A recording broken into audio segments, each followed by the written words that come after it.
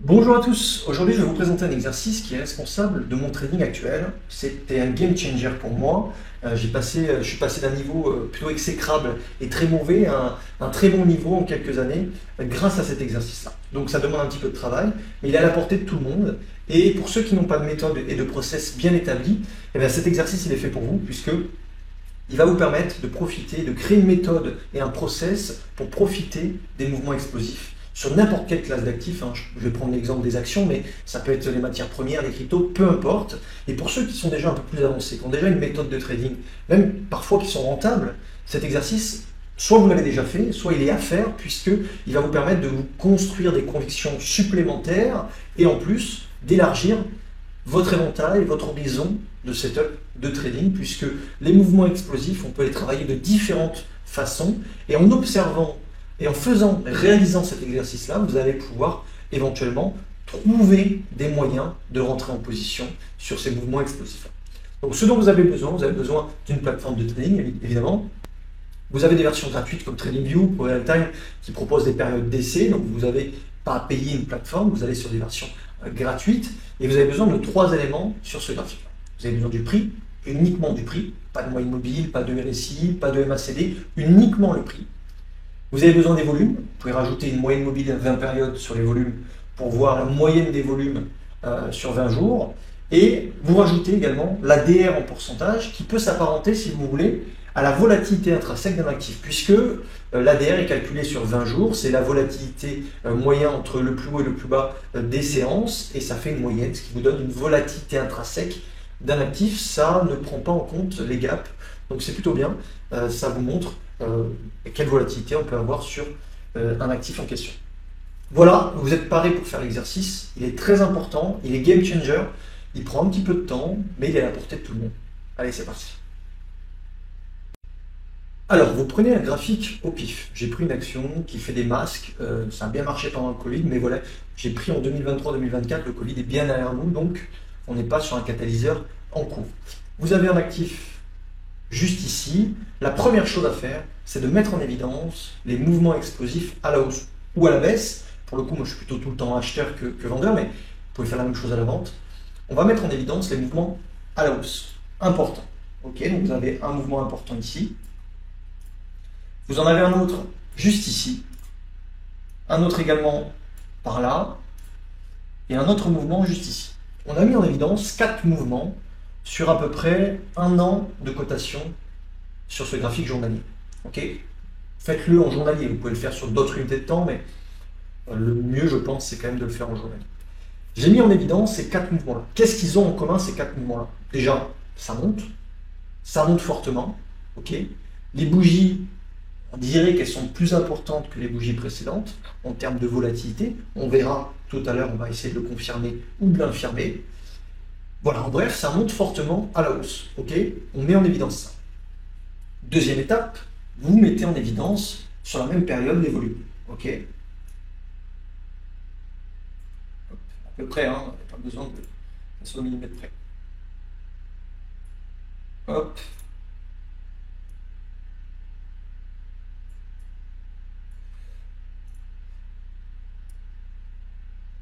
Et voilà. Vous avez mis en évidence les volumes, le comportement des volumes sur ces périodes-là. Qu'est-ce qu'on observe? On observe, dans un premier temps, qu'il y a des pics de volume, des forts pics de volume, des volumes qui sont 1, 2, 3, 5, 6 fois supérieurs à la moyenne habituelle. La moyenne est ici, elle est à 40 000, on fait un pic à 300 000. Okay, donc on est à plus de 6 fois les volumes moyens. Pareil ici, sur cette journée-là, on est à 40 000 et on est à 160 000, donc on est à 4 fois les volumes moyens. Pareil ici, on doit être à 10 fois les volumes moyens, etc. Donc ce qu'on observe systématiquement dans chaque période de hausse importante, c'est une accélération des volumes et des volumes qui sont anormaux par rapport à habituellement. Qu'est-ce que ça traduit? Et ça traduit que les institutions sont en train d'acheter massivement. Alors là, on est sur un actif peu liquide, mais peu importe, c'est juste pour prendre un graphique au pif. On aurait pu très bien aller sur du Apple, du Amazon, du Tesla en ce moment. Ce qu'on observe, c'est que systématiquement, quand vous avez un mouvement qui est extrêmement puissant à la hausse, vous avez des volumes qui s'emballent. finalement un attrait de la part des institutions, une activité supérieure à la normale, nettement supérieure à la normale, qui montre que finalement il y a beaucoup plus de demandes que d'offres. On verrait évidemment l'inverse à la vente. Ici, vous le voyez là, on a un mouvement directionnel vendeur et on a des gros volumes baissiers. Donc déjà, on a des éléments de réponse. On a un mouvement qui est extrêmement haussier, impulsif, explosif à la hausse, quand on a des gros volumes anormaux à la hausse ou à la baisse. Voilà déjà pour un premier élément de réponse. Donc, on sait que si on doit travailler ces mouvements explosifs, on doit essayer de repérer les volumes et les journées avec des volumes anormaux. Okay, donc, on peut éventuellement créer un screener qui repère les journées avec des volumes anormaux. Donc, on peut calculer un screener avec du relatif volume, donc qui va en temps réel vous indiquer à combien de pourcentage on se situe de la moyenne mobile 20. Okay, moi, c'est un des screeners, une des variables que j'utilise dans mon screener qui me permet de repérer très tôt, avant que la journée soit terminée, où est-ce que s'il y a une activité extrêmement importante sur le titre. Donc, par exemple, la volatilité, le volume moyen est de 100 000 actions échangées, et au bout de 15 minutes de cotation, on est déjà à 60 000. Okay, donc, on est à 60% du volume moyen, en termes de relatif volume. Ce qui fait qu'on peut s'attendre à une journée qui va être nettement supérieure à la norme. Okay, donc ça peut se calculer, et on peut faire un screener uniquement basé sur le relatif volume. Ce qui nous permet d'aller sur des actifs qui sont en train d'avoir une activité nettement supérieure. Et puisque, on vient de le dire, ces actifs qui montent fortement ont quasiment systématiquement des volumes anormaux, on a des probabilités de se trouver et de se placer et d'observer des actifs qui vont avoir une forte augmentation de leur prix. Donc ça, c'est un premier élément de réponse. C'est si on veut profiter de mouvements explosifs, il faut traquer les volumes. Il faut traquer le volume relatif. Et plus on a un volume important tôt dans la session, plus il y a des chances que le mouvement soit explosif et qu'on ait une activité extrêmement importante des institutions. Également, si on repère avant l'expansion du prix, la volatilité intrinsèque, là on est à 1,53 sur l'ADR tout en haut à gauche, et sur la journée on est à 1,87. Donc vous voyez qu'on a une augmentation de la volatilité au fur et à mesure qu'on augmente. C'est logique, plus on augmente rapidement, plus la volatilité intrinsèque va augmenter puisqu'elle est calculée sur 20 jours, 20 périodes glissantes. Pareil ici, la volatilité est de 1,80 et arrivé en haut, on est presque à 4,51. Donc on est à plus de 2 fois la volatilité habituelle. Ce qui fait que on va observer une augmentation de la volatilité en cours. Pour des mouvements, en fait, le but, c'est de trouver ces mouvements explosifs. Comment on peut les trouver? On peut les trouver avec un screener qui va regarder l'activité des volumes, le relatif volume. Okay, on peut les trouver avec un screener qui regarde et qui compare la variation actuelle par rapport à sa volatilité intrinsèque. Si, je dis n'importe quoi, mais si la volatilité intrinsèque est de 4 et qu'au bout de 20 minutes de cotation, on a déjà fait 4% d'accélération au niveau du prix, on peut imaginer qu'on est sur une journée anormale qui va peut-être être 2-3 fois supérieure à leur ADR, à leur volatilité intrinsèque. Donc là, j'essaie de vous montrer qu'il y a des pistes à exploiter, et le but, c'est de trouver ces mouvements-là, ces mouvements explosifs. Et pour les trouver, il y a plusieurs manières. Observer le comportement des volumes et créer un screener autour de ce comportement de volume. Observer comment se comporte la volatilité intrinsèque avant et après. On a vu qu'elle augmentait fortement, donc créer un screener qui calcule la variation par rapport à la volatilité intrinsèque. Donc si on a une volatilité intrinsèque de 4 et qu'on a déjà fait 4% de volatilité et d'accélération au bout de 15 minutes, 20 minutes, 1 heure de cotation, on peut s'attendre que le prix va accélérer de 8%. Prenons un exemple. Ici, l'ADR du coup est de 1,80. Sur cette bougie, on est de 8%. Okay, donc on a fait plus de 4 fois l'ADR. Également, quelque chose d'important. Dans un mouvement haussier, on n'est pas rémunéré sur tout le mouvement haussier. Okay, on est rémunéré uniquement par certaines bougies. On est rémunéré par cette bougie. Je ne sais pas comment le mettre. Ouais. On va faire une flèche. Je suis rémunéré par cette bougie, ok. Je suis rémunéré par cette bougie. Je suis rémunéré par cette bougie. Et je suis rémunéré par cette bougie. Le reste, ce n'est que du bruit, latéralisation, période où l'argent qui est mobilisé est finalement mobilisé pour pas grand-chose puisque le prix latéralise. Vous voyez ici, ça latéralise 4 jours, ça latéralise 2 jours, ça latéralise 4 jours. Finalement, les seuls moments où on a de la création de valeur, seule finalement garantie qu'on va gagner de l'argent, c'est quand on a ce genre de bougie qui sont nettement supérieurs à leur volatilité intrinsèque, qui sont à sens unique, souvent avec des gros volumes, et qui se comportent d'une manière bien précise. Alors je ne sais pas si vous le voyez avant que je vous le dise, mais c'est tout bête. Vous avez des actifs, des bougies pardon, qui sont entre 2 et 4 fois la volatilité intrinsèque. Regardez, la volatilité intrinsèque est de 2,21. Sur cette bougie, on a dit qu'elle était de 8. Non, de 6,70. Donc là, on est à 3 fois la volatilité intrinsèque. Là, on a une volatilité intrinsèque de 3,47. Sur cette bougie, on a 6,53. On a 2 fois la volatilité intrinsèque. Donc systématiquement, les journées qui créent de la valeur forte, qui créent beaucoup de valeur, sont 2, 3, 5 fois supérieures à la volatilité intrinsèque. Également, vous observez peut-être ou pas que ces bougies-là, c'est des bougies à sens unique. Okay, depuis le niveau d'ouverture qui est ici, alors je vais le supprimer sur celle-ci, le niveau d'ouverture est ici, on a passé notre temps au-dessus du niveau d'ouverture. Ce qui fait que dès le début, dès l'open, dès 15h30, on a de la création de valeur qui est faite, et forte. Okay, on n'est pas sous le niveau d'ouverture, on n'est pas en train de rien faire sous ce niveau-là, on est vraiment déjà au-dessus du niveau d'open et on va accélérer régulièrement. Okay, donc, ça peut paraître basique, mais ça a changé mon trading parce qu'on est souvent focalisé sur des indicateurs, sur plein de choses. Mais comprenons réellement ce qui nous paye sur les marchés. Ce qui nous paye, c'est ce genre de mouvement qu'il faut arriver à décortiquer. Donc ce genre de mouvement est composé de volumes anormaux, mais aussi de journées anormales, de journées qui créent de la valeur. Ces journées-là sont à sens unique. On dépasse et on est au-dessus systématiquement au niveau de l'open, au-dessus du niveau d'ouverture, pardon, ici, voilà, ici. Et on peut prendre l'exemple pareil. Ici, on a une augmentation des volumes. On a une volatilité intrinsèque qui est de 2,71. Cette journée a fait au plus presque 18%. Okay, donc on est à quasiment 8 fois la volatilité intrinsèque. Donc réfléchissons à comment on peut profiter et détecter ces mouvements-là, avant qu'ils ne soient terminés, évidemment. Par les volumes, par le changement de volatilité, par une variation nettement supérieure à la norme, donc une variation nettement supérieure à la volatilité habituelle, mais pas depuis la clôture de la veille, depuis le niveau d'ouverture. Ça, c'est extrêmement important. Si vous avez un gap, admettons que vous ayez un gap, le prix ouvre à ce niveau-là. Ok, donc on a à peu près 30% de gap, admettons. Ce gap, on n'en a pas profité, puisque nous, on n'a rien anticipé, à moins d'être initié, à moins d'avoir de la chance, on ne peut pas profiter de ce gap.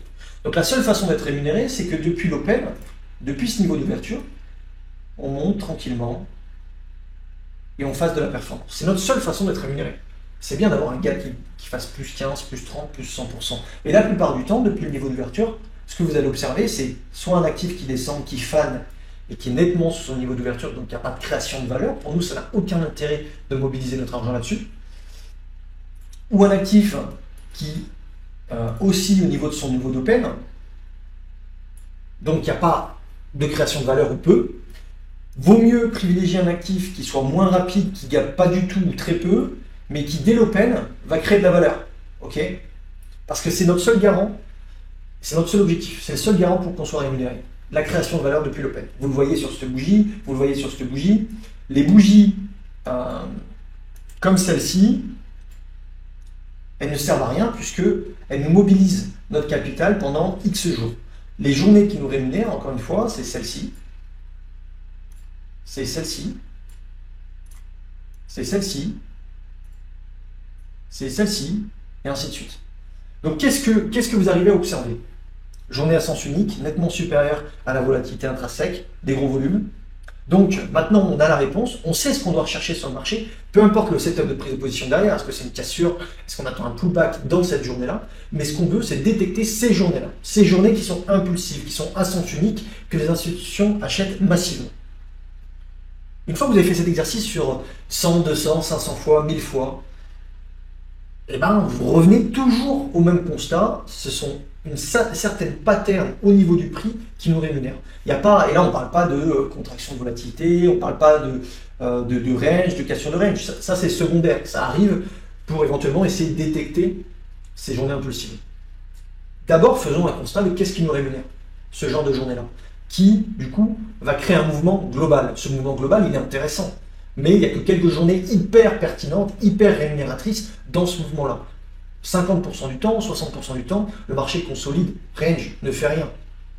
Et donc, notre but, c'est vraiment d'arriver uniquement sur ces moments-là, ou en tout cas au début. Après, vous pouvez, une fois que vous avez fait cette observation, vous pouvez décider de travailler sur plusieurs horizons de temps. Si vous arrivez ici au début, on sort d'un range, on a une belle bougie impulsive, ben, soit vous faites de l'intraday dessus, soit vous surfez sur un mouvement un peu plus long. Voilà, donc on peut exploiter finalement ces journées impulsives peuvent donner lieu soit à des mouvements, soit simplement à des journées impulsives. On peut les exploiter de différentes façons. Mais la première chose, c'est vraiment de regarder ce qui nous rémunère. Et ça, on a tendance à sauter l'étape. Moi, je sais, quand j'ai commencé, j'étais pas du tout là-dedans. J'étais en train d'essayer de repérer quel moyen mobile, quel indicateur va me donner un signal avant que ça explose. On n'a pas besoin de venir avant que ça explose. Venons le jour où ça explose. On ne va pas rentrer au début du mouvement. Ok, on a des probabilités de succès plus importantes, un drawdown plus faible. Et donc, on va arriver au début potentiellement d'un mouvement. Un mouvement qui va durer quelques heures, un mouvement qui va durer quelques jours, un mouvement qui va durer quelques semaines. Vous voyez ici, sur cet actif, on a des mouvements de toute amplitude et de tout horizon de temps. Là, on a un mouvement qui fait 2 jours, ou presque un jour. Là, on a un mouvement qui fait 3 jours. Là, on a un mouvement qui fait 1 mois. Là, on a un mouvement qui fait 1 mois et demi. Donc, en réalité, on peut exploiter de différentes façons ces mouvements-là. Donc, je récapitule. Vous regardez d'abord, grossièrement, vous mettez en évidence les zones de prix qui accélèrent fortement, les mouvements. Ok, donc, ces 4 mouvements que vous voyez juste ici. Après, vous mettez en évidence le comportement des volumes dans ces zones de prix-là que vous avez mis en évidence.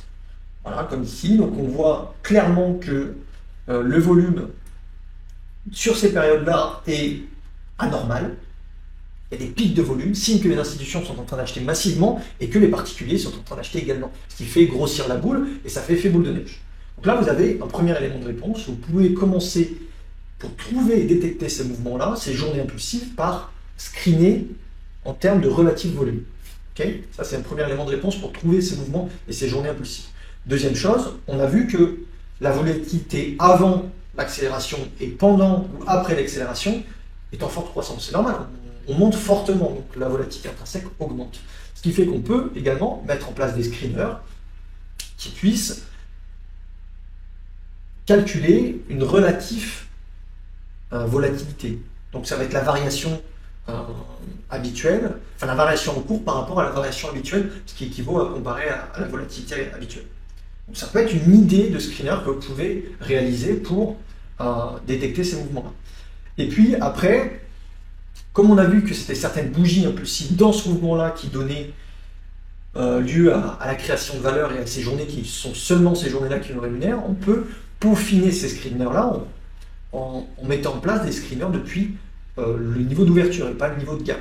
Par exemple, ces journées-là, c'est celles qui lancent le mouvement. Mais il y a un gap, donc finalement la création de valeur sur la journée n'est pas extrêmement puissante.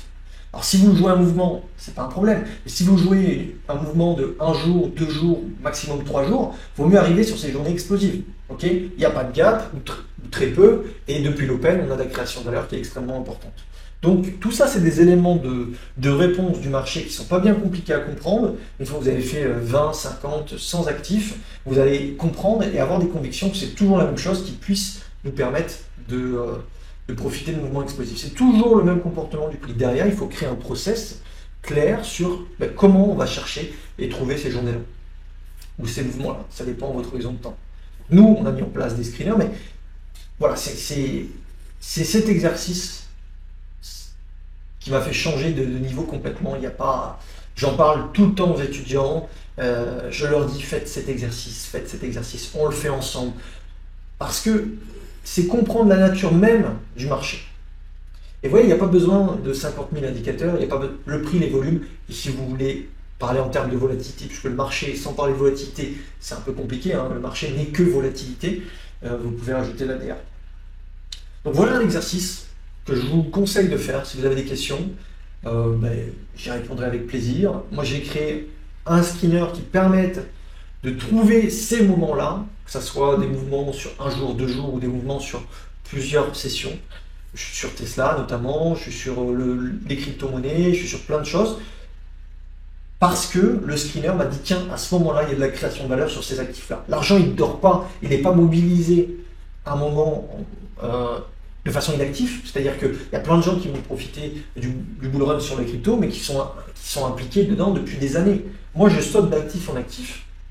Je vais profiter à chaque fois de la création de valeur et je dégage. Il n'y a pas besoin d'être mobilisé, puisque quand on est mobilisé, on se tape tous ces moments-là où il n'y a pas de création de valeur. Et on prend un risque que le marché se retourne. Ok ? Donc, votre objectif, c'est d'arriver sur les journées, sur les mouvements où il y a de la création de valeur. Uniquement, ça doit être votre règle numéro 1, aller sur les journées où il y a un sens unique et de la création de valeur. Voilà. J'espère que ça vous aura plu. C'était peut-être un petit peu long, peut-être un peu désorganisé, mais je vous conseille vraiment, c'est un game changer. Bonne semaine de trading à tous. Salut!